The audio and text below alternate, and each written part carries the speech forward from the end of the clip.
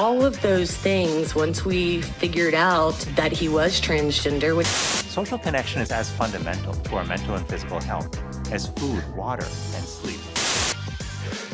All right, we're starting off strong with some fun technical difficulties. But anyways, a lot more stuff on the show today than what just happened there. There is a loneliness pandemic as declared by the Surgeon General just now.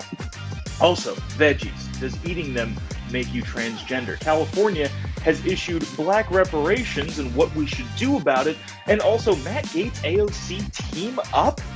And CNN with an indefensible article on abortion. All that and more coming up on this episode of Daily Caller Live. My name is Jobob. Thanks so much for tuning in. Daily Caller Live starts right now. 2, 1. Here we go! That might be the only brown guy on earth named Jobob. That is actually their name, Jobob.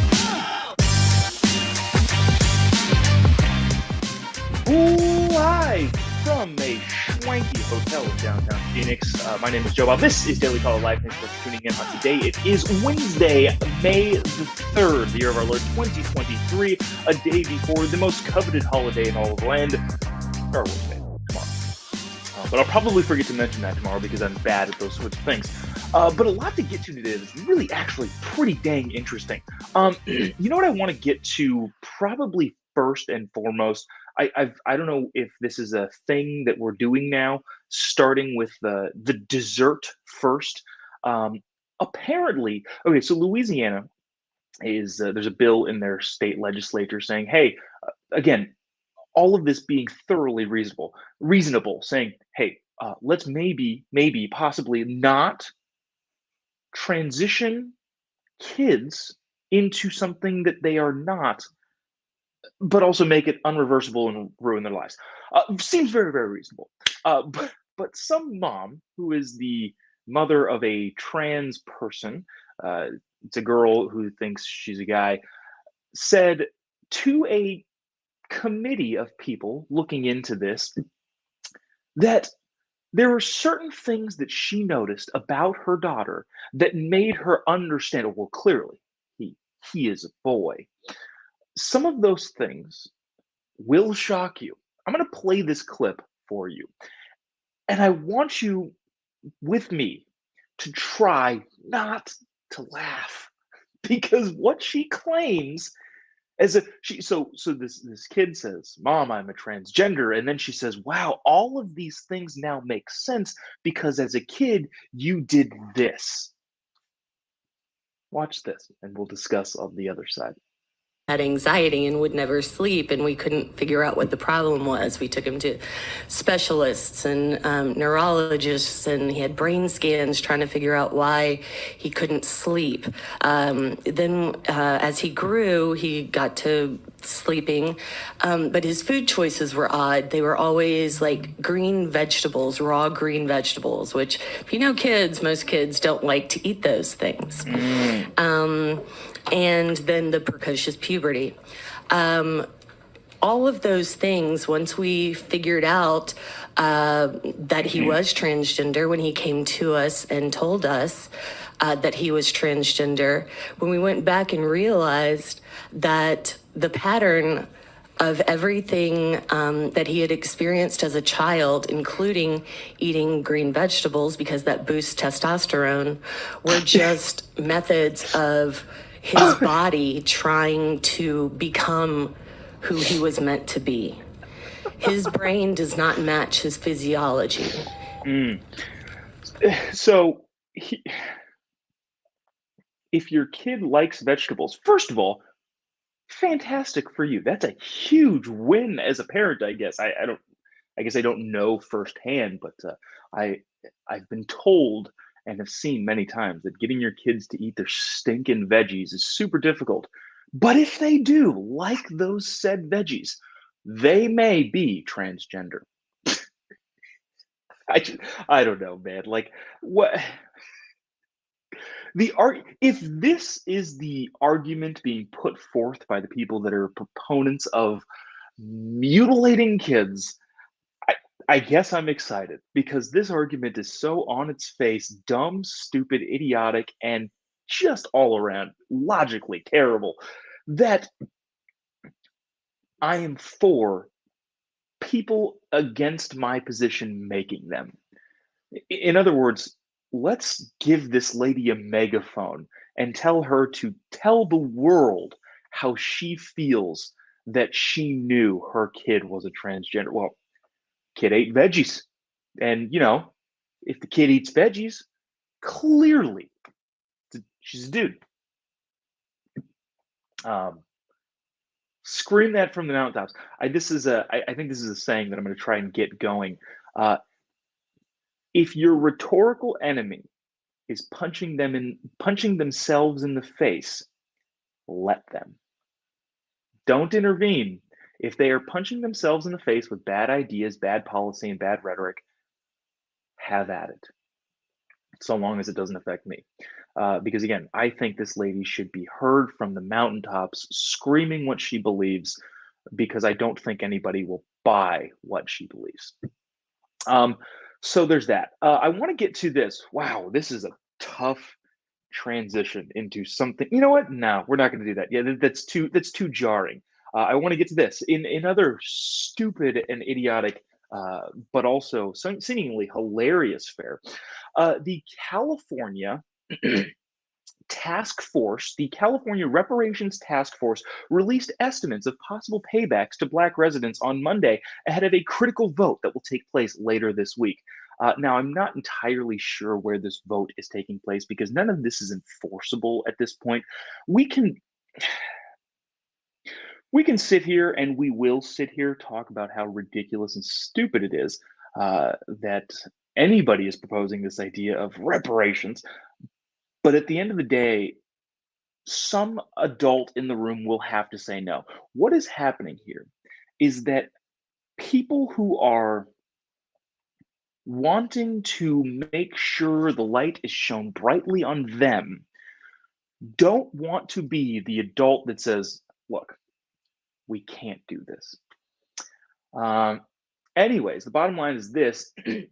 An eligible resident who lived in California their whole life and was 71 or older, in theory, could receive as much as $1.2 million. The task force was asked to estimate the total financial losses suffered by Black Californians, a state that never had slaves, impacted by slavery and institutional racism. Now, how you calculate and quantify the disparaging differences of that, so to speak, is beyond me.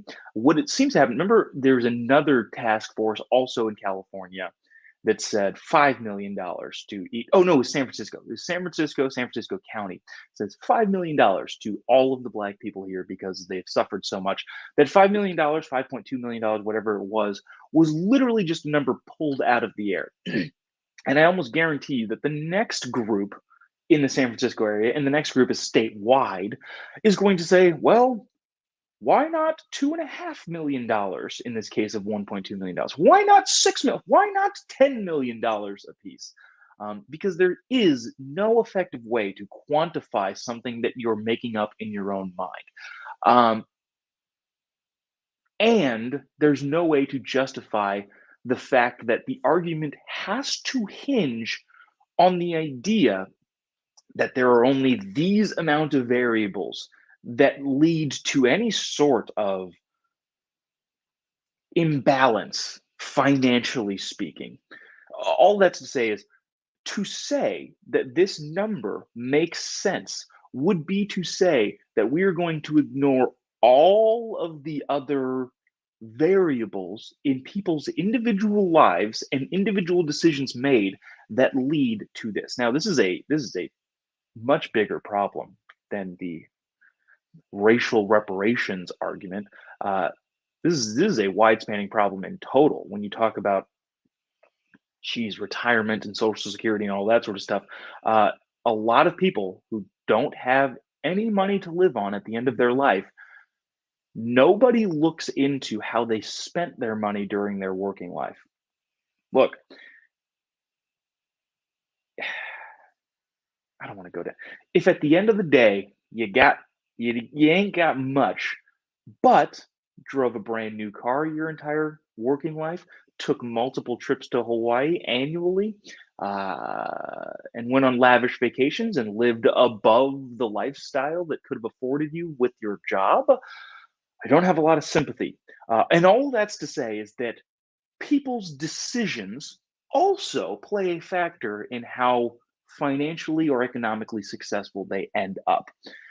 And so to say that the sole reason that there's any sort of disparity between people and their wealth and income is solely based on skin color and skin color alone, and that is based on slavery in a state that never had slavery, is ridiculous. So there's that. Let's see. You know what I want to get to? Actually, okay, so this is actually kind of important. Um, I've realized too, I also end stuff with, so there's that.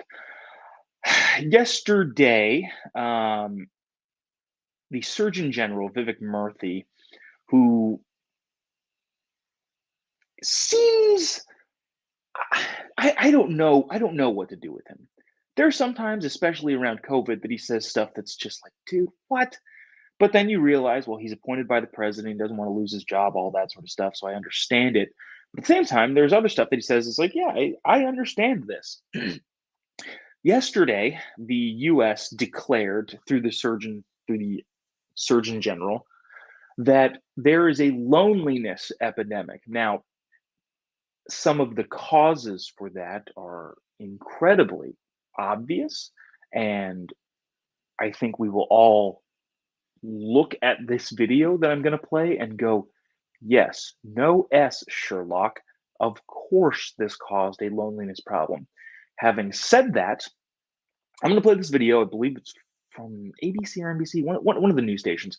And it's this guy talking about all of the different things that caused loneliness. Now here's the thing. I agree with Murthy that there is a huge loneliness problem. There's a huge mental health problem in this country. But if we can get past the whole, yes, we know what caused it, and it's amazing that it took you this long to recognize that, then I think we do actually should, as a nation, have a conversation about this. Watch this. This is, again, a news clip of a guy kind of explaining how we got here. Go ahead, while you're watching, roll your eyes. I will be doing the same at the, well, duh components. But after that, I would, like to have a decent discussion on what we can do about it and some of the other things that are happening because of it. Check this out.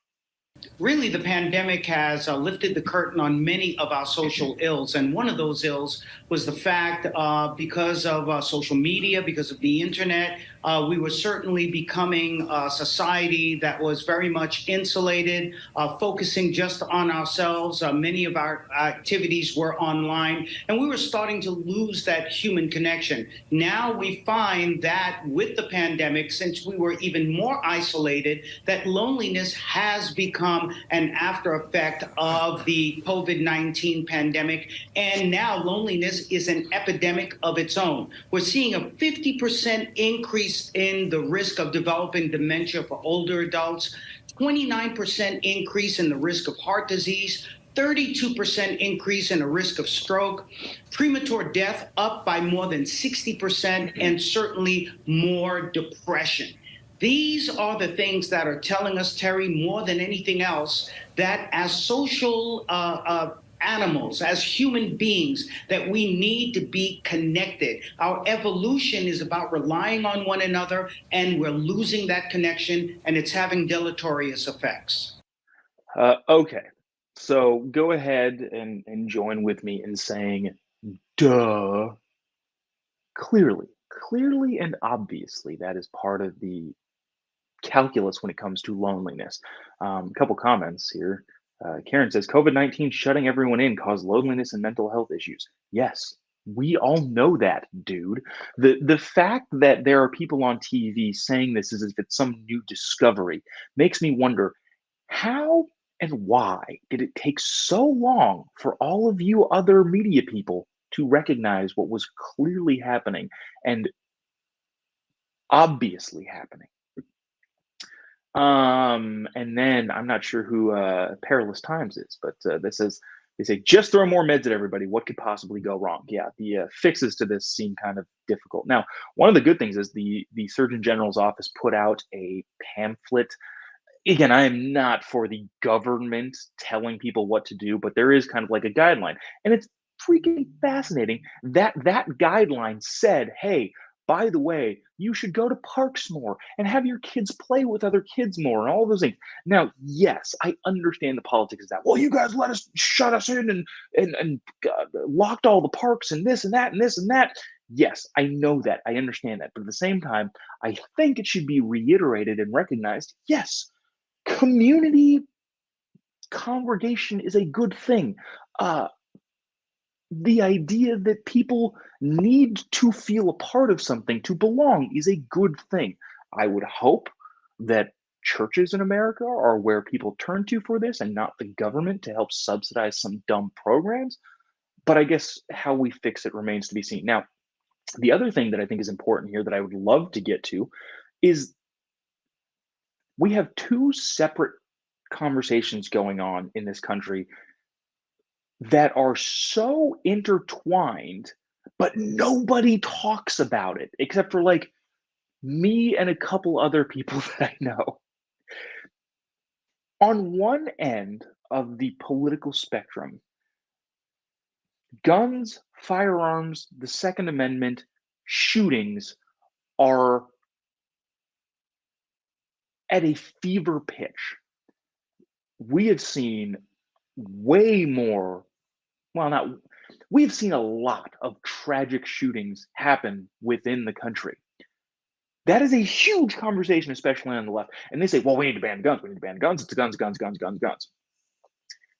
On the other hand, in an opposite, not an opposite, in a different, completely separate own lane, we have the Surgeon General and a bunch of other people, including myself, saying and agreeing with there is a loneliness problem, there's a mental health problem in this country where people have feelings of despair, loneliness, depression, and something needs to be done about that. For some reason, and I could not tell you why, those two conversations never collide. It's like me and like, I'm not going to take so. There's a bunch of people out there saying, look, nobody wants mass shootings to happen. But if we solely and only and consistently focus entirely on the guns by themselves and pretend that this loneliness, mental health, depression epidemic has nothing to do with shootings, are we really even having a serious conversation? Vivek Murthy is Surgeon General appointed by Joe Biden. In other words, a lefty, which is fine. I don't care. He's acknowledging something that is true. There is a problem with the mental stability and the collective nature of communities, organizations. People have lost people, and that has driven them into loneliness, depression, despair, all of these sorts of things. That is objectively true. And also, shootings, mass shootings, violent acts of crime are terrible. You don't think that if you're acknowledging that depression and acting out in ways that are detrimental to people in society on this side in the mental health space don't at all affect the violent outbreaks, you're not you're not having an adult conversation. I've said this for the last, I don't know, however long. If you want to talk about mitigating horrible, tragic mass shootings, you have to address all of the variables. And I think one of the more important variables in all of this is the mental health state of so many people in this country, caused a lot by the pandemic. If you just say that it's the guns, it's the guns, it's the guns, it's the guns, you are not willing to have a serious adult conversation about it. And that's fine. If that's what you think is going to win you the next election, fine. But I would like the country to know that throwing anti-gun slogans around and pretending that it's the only variable that has anything to do with any of these tragedies is childish. That's that. Wow. Going further into the not super rosy and bright news of the day, we've got this. CNN put out this article that I get sucked in with headlines. Like if I'm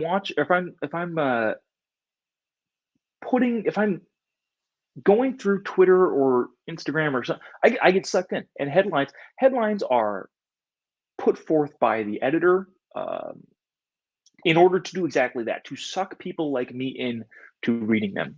I saw the CNN Health headline this morning saying that, first things first, this goes without saying, this is a very, very sad story. I think it's a sad story. You think it's a sad story. Everybody thinks it's a sad story. But the idea that people constantly and continually will say that abortion laws are this or abortion laws are that. This is an abortion story, by the way. Who only use it for their own political gain and therefore exaggerate or lie about things specifically for the attention and the political benefit of being quote unquote pro-choice has got to be called out, I think. This story in CNN said this mother carried her child due to Florida laws. This mother had to carry her child full term knowing that he was going to die. Incredibly, incredibly, incredibly sad story. The article goes on to say that after 15 weeks, most all abortions are banned in the state of Florida. However, there are carve-outs and provisions for circumstances that are out of the control of people, like if there is severe risk to the child or mother. Everybody thinks that's reasonable. This was the case with the whole ectopic pregnancies. Like, ectopic pregnancy treatment is not an abortion. We all know that. Everybody should know that. If the child and mother will die as a result of giving birth, it's a medical treatment. We're not talking about the same thing. And so when people say, well, they've outlawed all of these medical necessity, it's just flat out lie. The article goes on to say that because Florida laws, this mother had to carry her baby to term, and he didn't have any kidneys, and he died just moments after being born. Horrible, horribly sad and tragic story. But also, under Florida law, this article is just a flat out, blatant lie. The Florida law states that if two physicians sign off and say, yes, this poses great risk to the mother and the child, and there is no expectancy of this child making it in life at all, they can find provisions. Now, again, ethically, I'm not sure. That's not what I'm arguing here. I'm just saying that this particular article that was written by CNN was blatantly meant to mislead people about the laws in Florida. The unfortunate situation that this mother had to endure, if she, in Florida, all of the things that they are claiming that needed to happen, needing to give birth and all that sort of stuff, is just factually false. Jason Rand's had a big thing about this. If you're familiar with him, he's on Fox quite a bit. Ben Shapiro retweeted it. The bottom line is this. There are people, for political purposes, making accusations that are just blatantly not true and exaggerating tragic situations, I'll say that, for political gain. And I feel like all of that should be called out. So I was gonna read some of the article, but I don't feel like it's worth even doing that.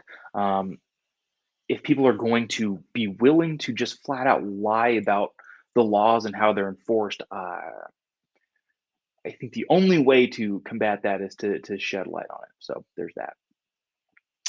Do I want to get to this last thing? Yeah, we'll get to this really quick. This is interesting, and it's probably, if I'm being honest, it's probably a publicity stunt in a lot of ways. Not to say that I don't agree with the sentiment of this, but Matt Gaetz and AOC, noted political rivals, have tag teamed together to introduce a bipartisan bill to ban Congresspeople from holding individual stocks. Now, I understand the sentiment of that, but I don't know how practical it is. And I'm not saying I hate the fact that politicians go to DC in a lot of ways to do well or to do good and end up doing well. I don't like the fact that they get rich on insider trading, but at the same time, it is very, very difficult to say that, okay, this individual, because they served in Congress, cannot have any sort of investment portfolio. That seems odd to me. And if that's the case, are you going to ban members of a board of a certain industry from then also holding stock, as they are also privy to information that a lot of other people don't have? Insider trading is already illegal. It's very difficult to catch and very difficult to prove, which again, I'm for people getting prosecuted for it. But at the end of the day, how enforceable is it? Bottom line is they introduced a bipartisan bill to say, no, people, members of Congress cannot hold individual stocks. Instead, their portfolios, their retirement plans, all of that sort of stuff needs to be held in a blind trust, which again, I just don't know how you effectively police that sort of thing. Not to say that I'm against the sentiment of it. I hate the fact that DC people just get rich constantly, but at the end of the day, it's very, very difficult to say this is um, going to be effective in actually getting that sort of stuff out of DC. Nevertheless, they've got a lot of publicity from it. Let's see. That'll do it for us today. We don't really need to talk about the writer's strike, do we? The writer's strike is there's a writer's strike going on in Hollywood, but I don't know. That's all there is you need to know about that. But that'll do it for us today. Last day in Phoenix here, so we'll be back into the dingy bunker studio tomorrow. But really appreciate you sticking around, tuning in. If you haven't already, give me a follow on any of your social media platforms. Just type in JOBOB pretty much anywhere you listen to podcasts, watch YouTube videos. We're on Rumble now. If you're watching on Rumble, what up? Thanks for watching. But any of the social media platforms, I know I've only listed Instagram, Facebook, and Twitter right here, but just type in JOBOB, you'll be able to find me. If you're a longtime fan of the show, you know that the Facebook Chiron is wrong. I have yet to fix it. And that's, I can't see myself doing that anytime soon. Good God. So for the last, this is not important to you at all. I'm doing a news hit at like 9:15 and being bombarded with calls from this outlet that calls way too early for things. But anyways, check this out. Or I don't know what I'm saying. I'm gonna end it there. Have a great day. See you tomorrow. God bless America.